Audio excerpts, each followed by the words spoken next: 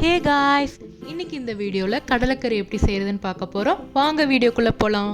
ஒரு பேன் வச்சுக்கலாம். பேன் நல்லா ஹீட் ஆனதுக்கப்புறம் அதில் நம்ம 2 டேபிள் ஸ்பூன் ஆயில் ஆட் பண்ணிக்கலாம். ஆயில் ஹீட் ஆனதுக்கப்புறம் 1 டீஸ்பூன் சோம்பு போட்டுக்கோங்க. டீஸ்பூனும் டேபிள் ஸ்பூனும் மாறி போகாமல் பார்த்துக்கோங்க. சோம்பு நல்லா கலர் சேஞ்ச் ஆகி வர டைமில் நம்ம 2 பெரிய வெங்காயம் நான் இங்கே ஸ்லைஸாக நுறுக்கி வச்சுருக்கேன். அதுவும் 2 பச்சை மிளகாவும் அதில் ஆட் பண்ணிக்கலாம்.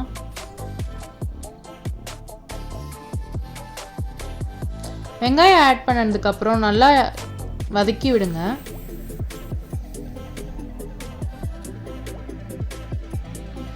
நல்லாவே ஓரளவுக்கு வதங்கி வந்திருக்கு. இந்த டைமில் இஞ்சி பூண்டு பேஸ்ட்டு 1 டீஸ்பூன் போட்டுக்கோங்க.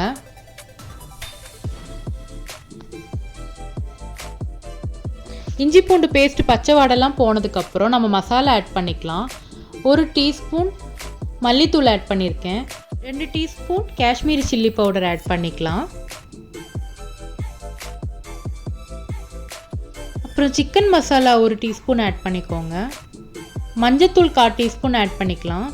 மசாலாலாம் ஆட் பண்ண வாட்டி நல்லா வதக்கி விடுங்க. அந்த பச்சை வாடை போகணும் நல்லா, அப்போ தான் குழம்பு நல்லாவே டேஸ்ட்டாக இருக்கும். இப்போ பச்சை வாடெல்லாம் போயிருக்கு. இந்த டைமில் 2 தக்காளி இங்கே கட் பண்ணி வச்சுருக்கேன், அது போட்டுக்கலாம்.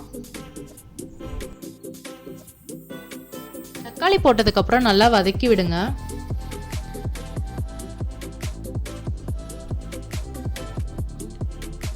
தக்காளி நல்லா வதங்கினதுக்கப்புறம் வேக வச்ச கடலையை நம்ம இதில் ஆட் பண்ணிக்கலாம். 8 விசில் விட்டால் போதும். முத நாள் நைட்டே ஊற வச்சுருங்க. போட்டதுக்கப்புறம் நல்லா மிக்ஸ் பண்ணி விடுங்க ஒரு வாட்டி. அதுக்கப்புறம் நம்ம ஒரு 5 மினிட்ஸ் மூடி வச்சிடலாம். இப்போ ஓப்பன் பண்ணி பார்த்தீங்கன்னா குழம்பு நல்லா கொதிச்சு வந்திருக்கும்.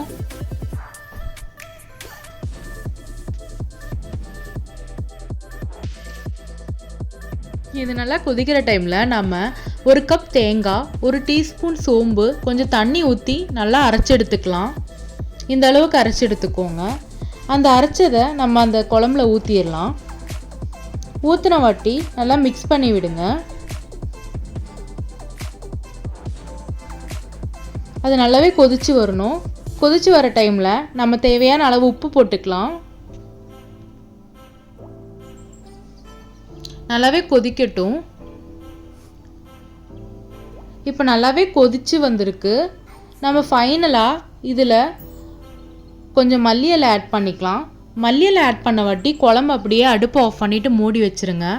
இந்த குழம்பு தோசை கூட சாப்பாடு கூட எல்லா கூடயும் செம்ம டேஸ்ட்டாக இருக்கும். செஞ்சு பார்த்துட்டு இப்படி இருக்குன்னு சொல்லுங்கள். தேங்க்யூ.